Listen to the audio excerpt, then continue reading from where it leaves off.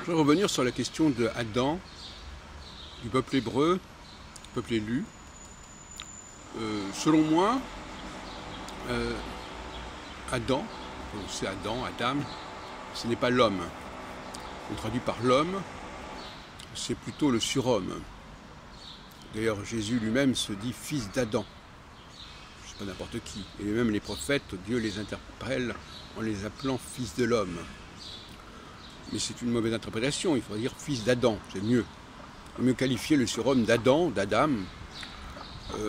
et l'homme lui-même, il faut l'appeler autrement. D'ailleurs, dans la Bible, il faut que je vérifie encore, mais quand on parle de l'homme, on ne désigne pas sous le nom d'Adam.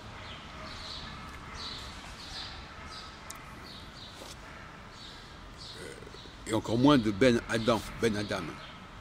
C'est une expression qui est passée en hébreu moderne pour désigner n'importe qui. Un homme, c'est un Ben Adam, Bnei Adam au pluriel, mais ce n'est pas du tout une expression biblique. Sauf quand elle est associée à un personnage remarquable comme Jésus ou comme Ézéchiel, par exemple. Alors, en ce qui concerne le peuple hébreu,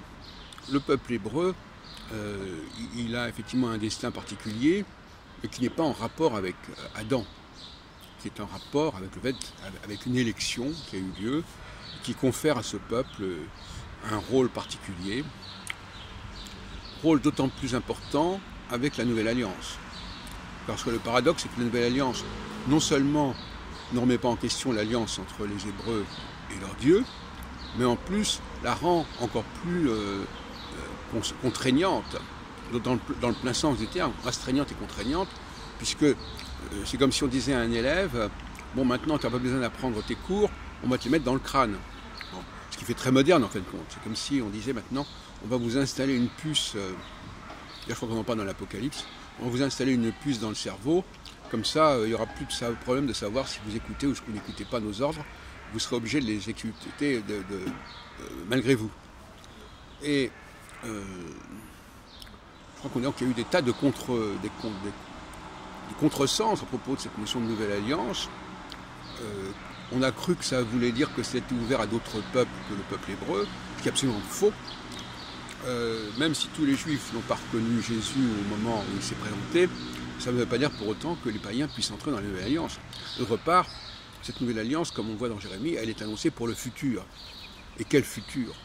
Et il y a toutes raisons de penser que Jésus s'est trompé, ou qu'on l'a trompé quand on a fait croire que le temps était venu de la Nouvelle Alliance.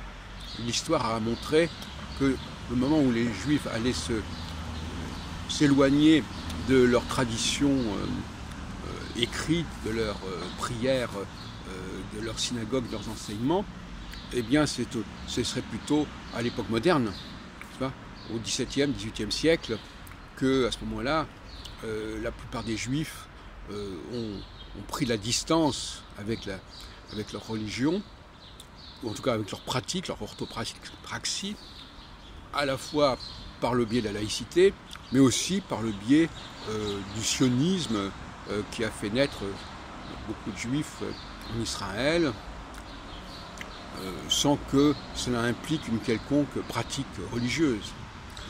Donc là, nous avons la preuve que la Nouvelle Alliance, elle a été annoncée, elle a été annoncée au 7e ou 6e siècle avant notre ère, mais il faudra attendre au moins 2000 ans après cette date-là, donc autour du 15e, 16e siècle, pour qu'elle se réalise dans les faits. Et en ce sens-là, effectivement, comme disait l'autre jour un de mes interlocuteurs, les Juifs, puisqu'ils sont complètement téléguidés par Dieu, ils peuvent être considérés en quelque sorte comme l'expression, l'émanation même de Dieu, quelque part. Bon. Ce qui ne remet pas en question, bien entendu, le statut particulier du Ben Adam, c'est-à-dire celui qui est en ligne directe de Adam, et qui est, lui, un messager de Dieu, comme Moïse, comme Jésus, comme certains prophètes, comme peut-être le Messie aussi. Et dans ce cas-là, c'est un autre problème.